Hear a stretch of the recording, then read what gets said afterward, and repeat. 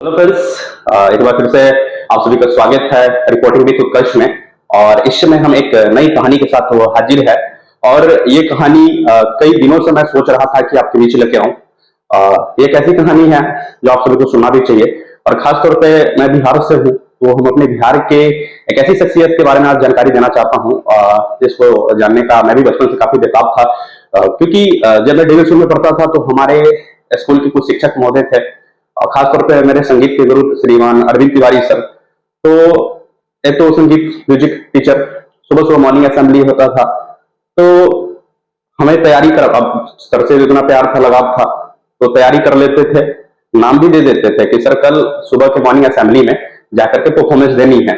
लेकिन जैसी अगली सुबह होती थी तो हम गायब हो जाते थे। तो अब तो गायब है, खैर मॉर्निंग असेंबली हो जाती थी। तो जब सर आते थे तो कहते थे कि क्या बेटा अपने आप को नटवर लाल समझते हो का? जी, यही नटवर लाल, कहानी यही है। अब वो बताना चाहते हैं कि ये नटवर लाल। तो सर तो एक तो सिवान से थे, और वो सिवान के बारे में आपको जानकारी दूं, नटवर लाल क्या है, सारी कहानी आपको बताना चाहता हूं। कभी जो हम कहानी सुनाना चाह रहे हैं वो नटवर लाल की कहानी है, जो ठग ऑफ हिंदुस्तान। भारत देश के इतिहास में आज तक उनसे बड़ा ठग ना तो कोई आया है, ना कोई पैदा लिया है, ना लिया। इस बात की जानकारी के लिए हमने जब सर से बात की, क्योंकि सर खुद सिवान से थे, तो सिवान बिहार का एक डिस्ट्रिक्ट है और सिवान अपने आप में काफी फेमस भी है। अभी जब मैं 5 साल पहले जब सिवान गया तो वहां पे जब मैं वहां गया तो एक तो 2 चीजों से सिवान फेमस है। अभी जो शहाबुद्दीन आपने नाम सुना होगा, बाहुबली नेता आरजेडी के, खौफ खाती है एकदम, शहंशाह है सिवान। खैर अब उनका एनकाउंटर हो चुका है। तो जब मैं गया तो वहां से मुजफ्फरपुर से सिवान के लिए बसेस ली। तो फिर वहां से जब मैंने देखा कि मतलब ठीक है टाइम पे पहुंच गया, लेकिन तो जब उस गांव में मैं जा रहा था तो देख रहा था कि हर 20 किलोमीटर के दूरी पे रोड टूटा हुआ था और गाड़ी 20 की रफ्तार से भी ज्यादा नहीं जा सक रही थी। स्कॉर्पियो हमने भाड़ा किया हुआ था तो गाड़ी जा नहीं रही थी। तो फिर लोगों से मैंने पूछा कि ठीक है यहाँ तक तो रोड ठीक था, बट ये 20 किलोमीटर के रेंज में रोड टूटे फूटे क्यों है? तो लोगों का कहना था कि रोड तो बनती है लेकिन साबुद्दीन के आदमी इस रोड को तोड़ देते हैं, ताकि जब छापा पड़ने लगे, रेट होने लगे, तो तब तक हम अपना 2 से 3 घंटे के बीच में आराम से अपना पूरा हम व्यवस्था कर ले और गायब हो जाए। तो ये तो वो कहानी थी। अब जो हम कहानी के ऊपर बात करना चाहते हैं, नटवर लाल। तो जीरादेई गांव है, वहां से 2 आदमी एक साथ, जीरादेई वहीं पे एक रेलवे स्टेशन है, गाड़ी पकड़ते हैं दिल्ली के लिए। एक राष्ट्रपति भवन पहुंचते हैं और एक हिंदुस्तान के 9 जिलों में अलग अलग जगहों पे सजा काटते हैं। जी हाँ, हमारे देश के प्रथम राष्ट्रपति डॉक्टर राजेंद्र प्रसाद, वो जीरादेई से ही थे। और ये नटवर लाल, ये भी जीरादेई से ही थे। जब मैं नटवर लाल के गांव पहुंचा तो वहां पे जब मैंने लोगों से पूछा कि नटवर लाल कौन है, तो उन्होंने एक तो कहा कि सॉरी आप मिस्टर बोलो। हाँ, मैंने तो भाई अगर आप या तो फिर उनको मिथिलेश बाबू, हाँ, तो या तो आप मिथिलेश बाबू बोलिए या तो मिस्टर नटवर लाल। और तो कोई भी नटवर लाल के बारे में अगर आप जरा सा मिस्टर ना बोलिए तो लोग आपके ऐसे दुश्मनी आपसे मोल ले लेंगे, और उनका कायदा बड़ा इज्जत सम्मान के साथ उनका नाम लिया जाता है। तो एक तो लोगों का ये भी कहना है कि मिस्टर नटवर लाल जैसा आदमी तो आज तक हमारे गांव में, हमारे यहाँ तो कोई पैदा ही नहीं दिया। हाँ, क्योंकि सब अपनी अपनी कहानियां बताने लगते थे। किसी ने कोई कहता था कि मेरी बेटी के लिए किया है, मेरे बच्चों को पढ़ाया है, हमारे लिए इतना कुछ किया है। एक लोगों का ये भी कहना था कि नटवर लाल बस अमीरों को लूटता है और हम गरीबों के लिए वो सारी चीजें करता है, एकदम रॉबिन हुड के स्टाइल में। तो नटवर लाल अपने आप में फेमस इसलिए है क्योंकि अब बताना चाहता हूं कि एक तो हमारा जो कहानी के तौर पे हम जो जानते आए हैं कि उन्होंने 3 बार ताजमहल, है ना, 2 बार लाल किला और 1 बार राष्ट्रपति भवन और 1 बार संसद भवन बेचा था। हाँ, ये अपने आप में बहुत खास है। और वो कमाल की बात ये थी, जब राजेंद्र प्रसाद हमारे राष्ट्रपति थे तो बाकायदा उन्होंने सिग्नेचर मोहर के साथ मतलब 400 सांसद उस समय कार्रवाई कर रहे थे, और उस दौरान ही उन्होंने मतलब पूरा सांसद भवन बेच दिया था, राष्ट्रपति भवन। और नटवर लाल की कहानी की शुरुआत होती है, इनका पूरा नाम मिथिलेश श्रीवास्तव था। तो जब ये 10वीं में एक बार फेल कर गए, फिर मतलब अगली बार पिताजी ने बहुत डांटा, फिर अगली बार इन्होंने पास की परीक्षा। तो एक बार उनके घर के पड़ोसी ने उन्हें एक चेक दिया और चेक को ले जा करके कहा कि आप इसे बैंक में ड्राफ्ट को जमा कर दो। तो इन्होंने हूबहू सिग्नेचर करके मतलब पैसे निकाले थे बैंक से। तो इनकी खासियत ये थी कि ये किसी की भी मतलब हूबहू हैंडराइटिंग की कॉपी कर सकते थे और सिग्नेचर कर देते थे। और ऐसे करके इन्होंने कितनी मतलब लूटपाट की है, इन्होंने मतलब ठगी की है आप कह सकते हो। जब इनकी कहानी सुर्खियों में तब आई जब 1996 में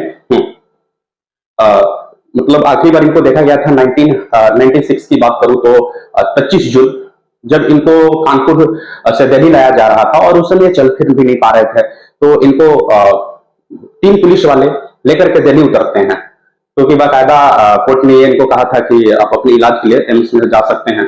तो जब 3 पुलिस वाले के साथ ये दिल्ली उतरते हैं तो एक तो टिकट के लिए चला जाता है एक पुलिस वाला, दूसरा किसी काम से बाहर जाता है और तीसरे को उन्होंने कहा कि मुझे चाय पीनी है। और जो आदमी पिछले 25-30 दिनों से अपने व्हील चेयर से उठ पाट भी नहीं पा रहा था, तो सबको उम्मीद था कि ठीक है यहीं रहेगा। लेकिन जब तीनों पुलिस वाले वापस आते तो देखते नटवरलाल गायब रहे। तो ये कहानी सुर्खियों में तब आई जब 2009 में नटवरलाल की कहानी का केस का फाइल बंद करने को मतलब कहा गया उनके वकीलों के द्वारा। तो ये कहानी सुर्खियों में सारी मीडिया सारी खबर की, क्योंकि नाम ही ऐसा नटवरलाल की कोई विश्वास ही नहीं कर सकता था कि यार क्या हुआ। एक बार की कहानी की ये भी है इनका फेमस, कुछ किस्से ऐसे हैं। उस समय नरेंद्र दत्त तिवारी हमारे फाइनेंस मिनिस्टर थे, राजीव गांधी प्रधानमंत्री थे।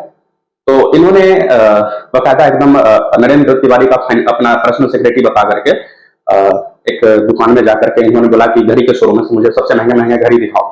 तो उन्होंने सारे घड़ी देखे और कहा कि ये हमारे प्रधानमंत्री राजीव गांधी के दफ्तर में पहुंचा देना, क्योंकि कल एक मीटिंग है हमारी कांग्रेस की। तो ऐसा आलम रहा, तो उन्होंने कहा ठीक है। उन्होंने बाकायदा ड्राफ्ट पे 39,000 रुपए का बिल बना करके और सिग्नेचर करके दे दिया। ये भी एक ठगी का मामला आता है। इन्होंने टाटा बिरला बड़े बड़े ऐसे ना जाने मल्टीनेशनल कंपनी सबको मतलब चूना लगाया है इन्होंने, ऐसा कह सकते हैं। किसी को छोड़ा इन्होंने नहीं। और जब इनकी सजा की बात करूं तो मतलब मुश्किल से 20 साल तक इन्होंने सजा काटी। वो भी 20 साल इसलिए कम कह रहा हूं क्योंकि मात्र इनके 13 से 14 मुकदमे की कार्रवाई हुई थी और एक बार बड़ी हुए थे। एक सबसे जो इंटरेस्टिंग कहानी किस्सा ये आता है कि जब ये जेल में बंद थे तो इनकी पत्नी इनको लेटर लिखा करती थी, पर ये जवाब नहीं देते थे। तो लोग मतलब हैरान होते थे कि जेलर यार तुम्हारी पत्नी हर महीने में एक बार लेटर लिख दी जाती थी और जो लेटर आता था जेल के बाहर तो उसको सेंशन किया जाता था, पढ़ा जाता था, क्योंकि हो सकता है कुछ प्लानिंग व्लानिंग बना रहे हो। तो ऐसा आलम ये रहता था कि मतलब कि कहीं कुछ प्लानिंग ना हो, भाग चेक करके पढ़ के इनको देते थे।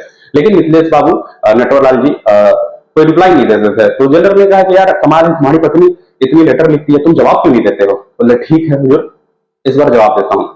तो जो उसकी पत्नी ने जो लिखा था कि हुजूर आप तो यहाँ है नहीं, घर एकदम सुनसान है, खेती बाड़ी हो नहीं रही है, खेत की जुताई करवानी थी, फसल उगाने थे, सो जुताई के लिए पैसे नहीं है।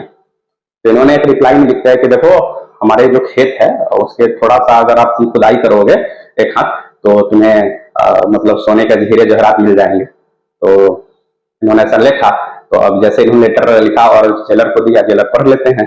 अब नटवरलाल के लेटर जाने से पहले नटवरलाल के घर के पास पुलिस पहुंच जाती है और पूरा खेत का खुदाई शुरू कर दिया जाता है और देखते देखते कुछ मिला नहीं। तो उधर से उसकी पत्नी का लेटर आता है कि जी हुजूर बहुत बहुत आपका धन्यवाद, आपके इस अथक प्रयास के लिए मैं सराहनीय आपका शुक्रिया अदा करना चाहती हूँ। हमारे पूरे फसल उगाने के लिए आपने जो बंजर जमीन पे खुदाई करवा दी। तो ये बाकायदा रिकॉर्ड में दर्ज है कि नटवरलाल काफी साकिर दिमाग का, तेज बुद्धि का इंसान। एक तो धारा प्रवाह इंग्लिश बोलने में माहिर, दूसरी चीज की कॉन्फिडेंस इतना कि अपने आप को किसी भी रूप में प्रस्ताव कर देता था।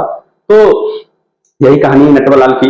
लेकिन बात यह है कि नटवरलाल की जो जितनी भी अगर हम कहें तो उनका अगर सही इस्तेमाल हमारे इंडियन गवर्नमेंट अगर करते उनके दिमाग का, तो शायद उन्होंने तो बताया। एक बार जब अदालत में जज साहब ने पूछा कि तुम ये सब कर कैसे लेते हो, तो उन्होंने कहा कि हुजूर जज साहब आप 1 रुपया है आपके पास? कहाँ है, दीजिए जरा।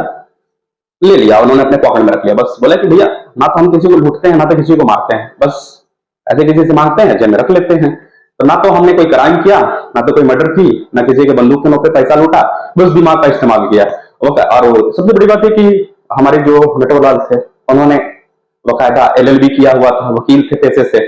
तो दिमाग तो भैया वैसे मास्टरमाइंड है। तो हमारे बिहार की धरती एक ऐसी धरती है कि ना जाने कैसे कैसे सुपरस्टार को जन्म दिया है। तो ये नटवरलाल की, अब उनके ऊपर एक फिल्म बनी थी मिस्टर नटवरलाल। तो उनसे जब जेल में थे तो उनसे पूछा गया कि भैया आपके नाम पे फिल्म बन रही है तो क्या फिल्म देखोगे? तो उन्होंने कहा कि नहीं, असली हीरो हम है तो हम काहे देखेंगे। तो हालांकि डायरेक्टर के ऊपर वो मानहानि का केस कर सकते थे, लेकिन खुद वो जेल में थे तो ऐसा हुआ नहीं। तो नटवरलाल की कहानी बहुत शानदार रही और काफी इंस्पायरिंग है और एक काफी इंटरेस्टिंग कैरेक्टर भी है। तो फिर मिलते हैं आपके अगले एपिसोड में। आज के लिए बस इतना ही।